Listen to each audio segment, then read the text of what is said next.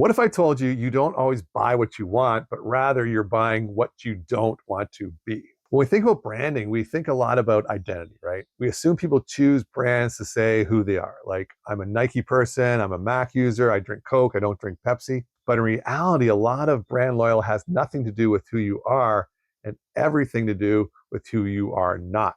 Research at the universities of Pennsylvania scanned the brains of Apple users and Samsung users while they listened to both good news and bad news about each brand. Okay. And here's what they found out. It's crazy. Apple users, when they heard negative news about Apple, their brains responded the same way they would if a family member was being criticized. It was loyal, protective, emotional. But Samsung users, they really couldn't care less when they heard news about Samsung, whether it was good or bad.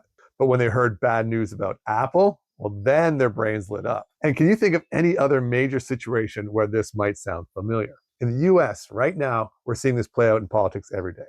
It's not just MAGA versus anti-MAGA, it's identity versus anti-identity. A lot of people aren't showing up to vote for someone. They're showing up to vote against what they have refused to align with, okay? I say in the US right now, there are a lot more people who align with being anti-MAGA than they do with aligning as a Democrat.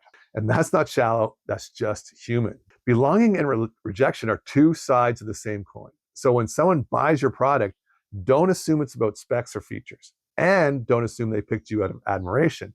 They may have picked you because they don't want to be part of the, that other thing. People don't just buy who they are, they buy who they refuse to be. So the question isn't just who are your people? The deeper question might be, who are they not, and how does your brand help them say it? If you're a coach or a solo business owner, and you're wondering how to use this exact insight in your marketing without needing like an Apple-sized budget, well, subscribe or follow, because in my next video, I'll show you how to make your message resonate on that identity level, even if you're just getting started out.